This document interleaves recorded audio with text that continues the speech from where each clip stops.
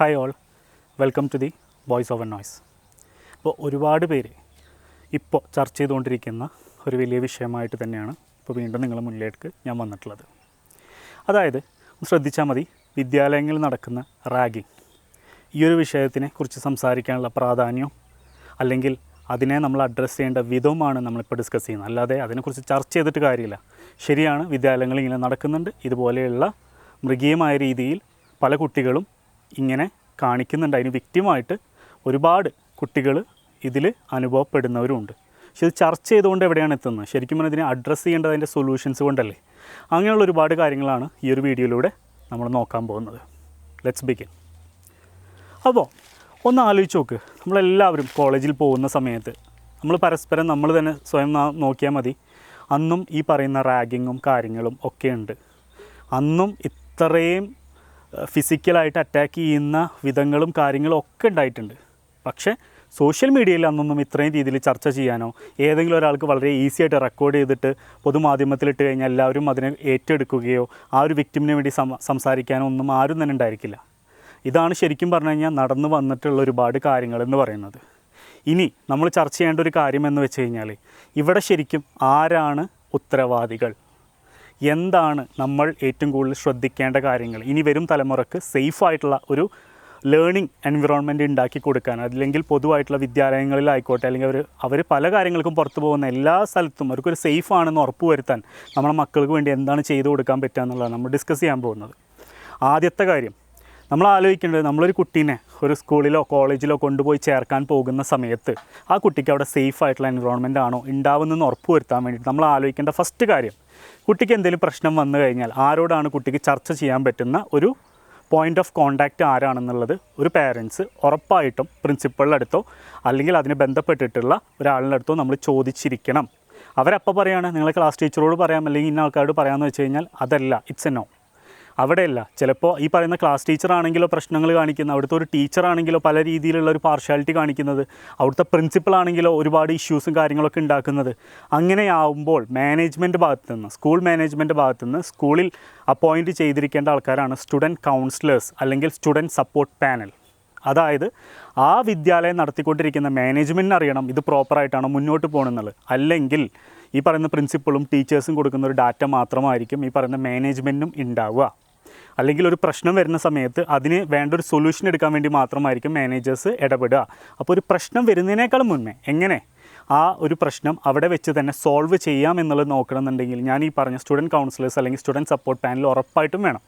Student councillors എന്ന് പറയുമ്പോൾ ഒരു വ്യക്തിയാണ്. സ്റ്റുഡൻറ്റ് സപ്പോർട്ട് പാനൽ എന്ന് പറഞ്ഞാൽ ഗ്രൂപ്പ് ഓഫ് പീപ്പിളാണ്. എപ്പോഴും മിനിമം ഒരു 3 to 4 സ്റ്റുഡൻറ്റ് സപ്പോർട്ട് പാനൽ ഉണ്ടാവുന്നതാണ് ഏറ്റവും നല്ലത്. അങ്ങനെ വരുന്ന സമയത്ത് വ്യത്യസ്ത അഭിപ്രായങ്ങളുണ്ടാവും, വ്യത്യസ്തമായിട്ടുള്ള നീതി നിയമങ്ങൾ കാര്യങ്ങൾ അല്ലെങ്കിൽ അവരെയുള്ള എല്ലാ കാര്യങ്ങളും വിലയിരുത്തിയ അടിസ്ഥാനത്തിൽ ആ കുട്ടി പറയുന്ന കാര്യങ്ങൾ കോൺഫിഡൻഷ്യാലിറ്റി മെയിൻറ്റെയിൻ ചെയ്തുകൊണ്ട്, അതായത് ആ കുട്ടി പറഞ്ഞ കാര്യം ഒരിക്കലും പുറത്തോട്ട് പോവില്ല എന്നുള്ള ഉറപ്പ് വരുത്തിക്കൊണ്ട് കുട്ടീനെ നമുക്ക് സപ്പോർട്ട് ചെയ്യാനും ആ കുട്ടി പറയുന്ന കാര്യങ്ങൾ അഡ്രസ്സ് ചെയ്യാനും അതിന് വേണ്ട സൊല്യൂഷൻസ് കൊടുക്കാനും ഈ പറയുന്ന വ്യക്തികൾക്ക് സാധിക്കും എന്നുള്ളതാണ്. അപ്പോൾ ഇങ്ങനെ നടന്നില്ലെങ്കിൽ മാത്രം എന്ത് ചെയ്യും, അത് തിരിച്ച് വീണ്ടും ആ കുട്ടി വീട്ടിൽ പറയാൻ പറ്റുന്ന ഒരു സാഹചര്യം വരിക. അവിടെ നിന്നും ഇവർ ഒരു ആക്ഷൻ എടുക്കാൻ നോക്കിയിട്ട് അതും നടന്നിട്ടില്ല എന്നുണ്ടെങ്കിൽ ഉറപ്പായിട്ടും നിയമവ്യവസ്ഥയുടെ സഹായം നമ്മൾ തേടണം.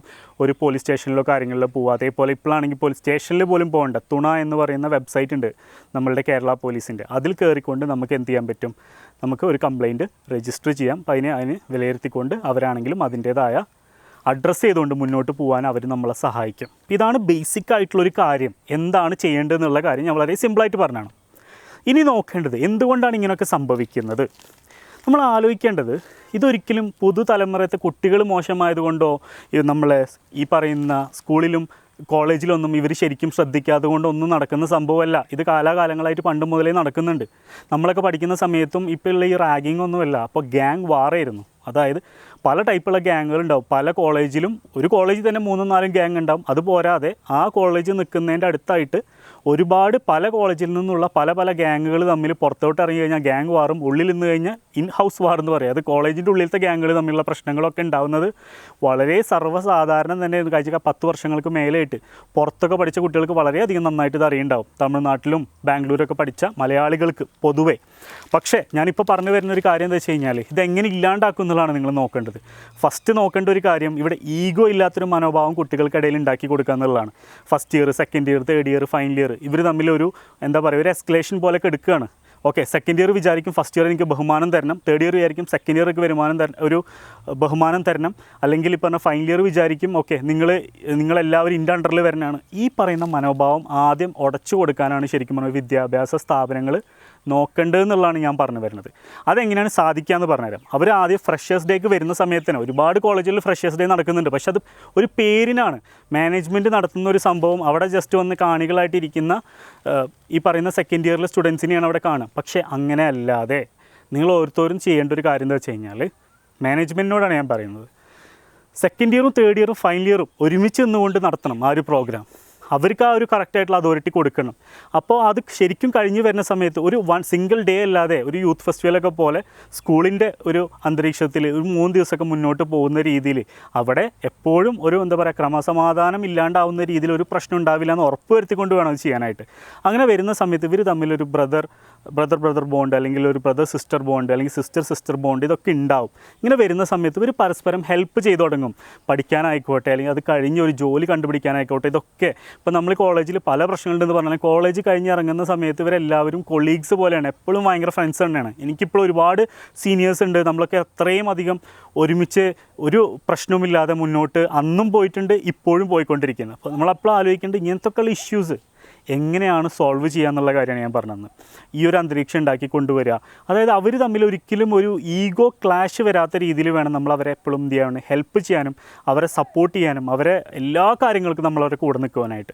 ഇത്രയും കാര്യങ്ങളൊക്കെ ശ്രദ്ധിച്ചാൽ തന്നെ ഒരു 90% വരെ നമുക്ക് ഒരുപാട് പ്രശ്നങ്ങൾ സോൾവ് ചെയ്യാൻ പറ്റും. അപ്പോൾ ഞാൻ ജസ്റ്റ് പറഞ്ഞു പോയെന്നേ ഉള്ളൂ. നിങ്ങളുടെ അടുത്തേക്ക് ഈ ഒരു വിഷയത്തിനെക്കുറിച്ച് അഡ്രസ്സ് ചെയ്യാൻ വേണ്ടി ആർക്കെങ്കിലും അത് ഗുണമാവുകയാണെങ്കിൽ ഇനി നമുക്ക് വരും ദിവസങ്ങളിൽ ഇതിനെക്കുറിച്ച് നിങ്ങൾക്ക് എന്തെങ്കിലും കൂടുതലായിട്ട് ചേർക്കണം കാര്യങ്ങളുണ്ടെങ്കിൽ നിങ്ങൾ കമൻറ്റ് ബോക്സിൽ നിങ്ങൾ പറയുക. അതനുസരിച്ച് നമുക്ക് ഇതിനെ ബന്ധപ്പെട്ടുകൊണ്ട് വീണ്ടും വീഡിയോസ് ചെയ്യാം. അപ്പോൾ അതുവരേക്കും താങ്ക് യു.